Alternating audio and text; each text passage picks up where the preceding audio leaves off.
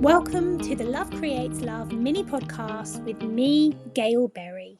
So, on today's mini podcast, I am talking about baby massage and baby yoga and sleep. And I want to give you the honest lowdown on this because one thing I see is a lot of parenting gurus or experts saying, if you do this, this will happen. Try the system that I used. And what I just want to reflect to you is that there is no one system, there's no one strategy if you want to think about it in relation to sleep to get your baby to sleep, because your baby is a human being and your baby is learning about the world, and you are learning about your baby, and your baby's getting used to the world and your family. And your baby has no fixed point of identity currently because cognitively, your baby's brain is developing where the moment they're experiencing the world largely through their reptilian brain, which is fight, flight, or freeze. That's just our most primitive responses. And then our emotional brain. And then finally, our kind of more conscious thinking brain comes online. So currently, your baby is feeling everything and doesn't understand time. There's things that are helping your baby's body out, like the release of hormones in relation to when it's light or dark with melatonin and serotonin. But really, your baby is not anchored into any timeline, any idea of what day of the week it is, what time of the day it is. Your baby simply exists in every moment.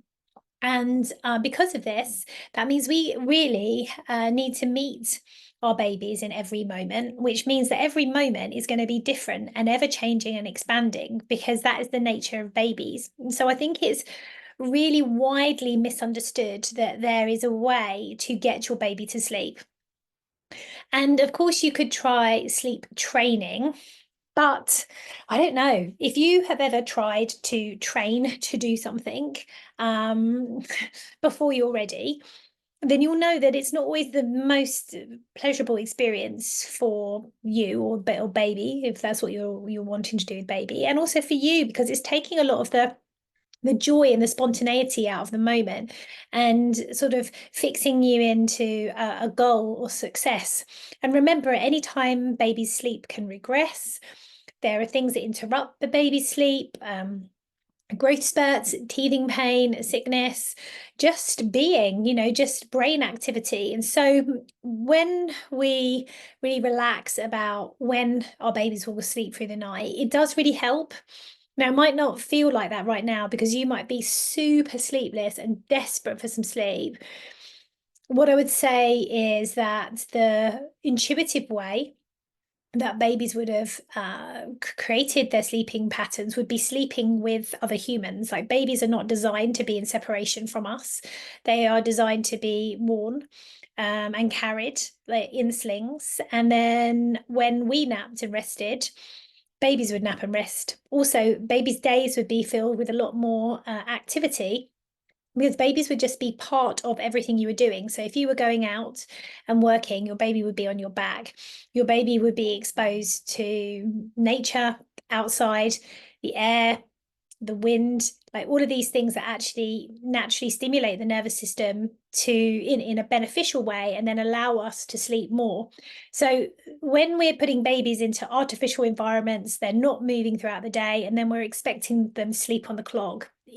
From my experience, that creates a lot of expectation, and expectation is the thief of joy. So how can we so I'm just being honest with you because I don't want to be another person that is saying this is how you get your baby to sleep, because I just don't believe that's how it happens. And it would be like trying to get adults to sleep in one linear way. Like, we know that the way to sleep better as adults is to move more, be more active, have wind down time, eat well, and be less stressed. So they would be the pointers to use. And baby massage and yoga are part of this.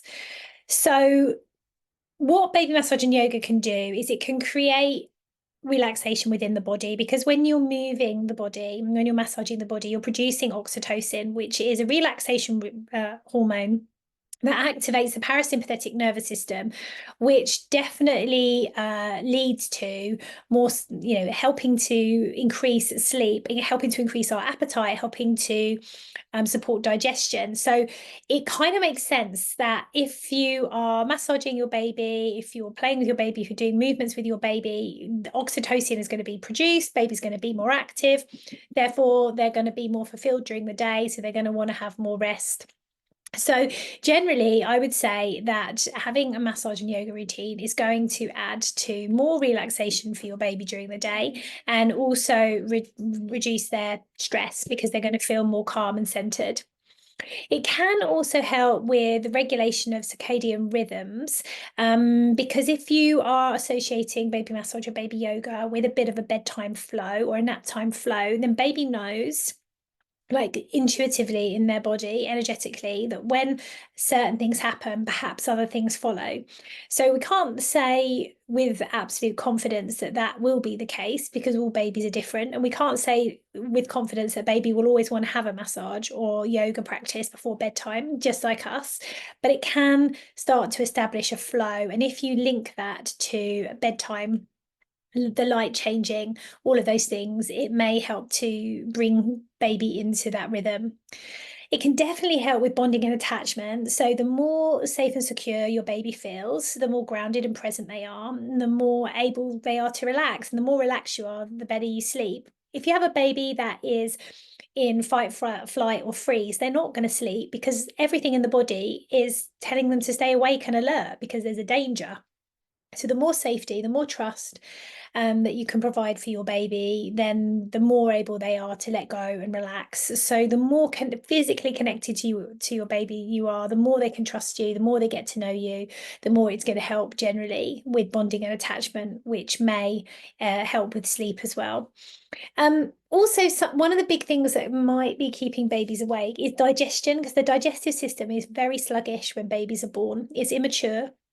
And so lots of babies wake up with colic or wind. So having baby massage and baby yoga throughout the day at nappy changing time can help to generally support baby's digestive system. And then this may help with making sure that your baby is as comfortable as they can be by supporting their digestive system holistically, and being that kind of, being their nervous system regulator. Being, when you're present, your nervous system helps to regulate your baby's nervous system. And when you massage your baby's tummy, you're helping to move that wind, that gas, those stools around the bowel. So that can also help as well. And then for you, like when you practice baby massage and baby yoga, you get the oxytocin, which is going to help to relax you, because don't forget, you are a mirror for your baby. So if you're getting stressed out by your baby not sleeping, which I completely understand, sleep deprivation is so, so, so tough, and it affects everything about our lives. It can make us feel anxious, irritable, fretful, angry, exhausted, run down, affects our immune system, everything. So it's not to be underestimated. So when you do massage and yoga with your baby, you will also produce oxytocin, which will help to activate your relaxation responses. So overall, it's not a miracle cure. There is no miracle cure for anything with babies or life, really. We can open to receive miracles. We can work towards miracles by aligning ourselves to what it is we want to be. And so if you want your baby to sleep more soundly or more regularly, then the first thing to do is to make sure that you're sleeping soundly and regularly. So look after your own sleep too. Make sure you've got someone to support you as much as you possibly can. I know it can be difficult because a lot of us are parenting in isolation, but see your baby as your sleep partner. Learn how to sleep together. Learn how to sleep with your baby. And that doesn't mean physically necessarily having your baby in bed with you, but it means learn about healthy sleep together in this new phase of your life, because it can, sleep issues can go on for a while, and you want to make it as an easeful process as you possibly can. So if you've enjoyed this, let me know. Give it a like, tag and share with a friend who might want to see this. Subscribe to our channel. Pop over to blossomandberry.com for more information on early parenting. how to provide love and nurturing care for your baby. Or if you've been inspired and you'd like to join us as a teacher, we have an online teacher training course, which means that you can learn to be a baby massage instructor with us in just 12 weeks. And many of our teachers come because they've discovered the power of baby massage with their own babies. So come on over and find out a little bit more, and I will see you on our next episode.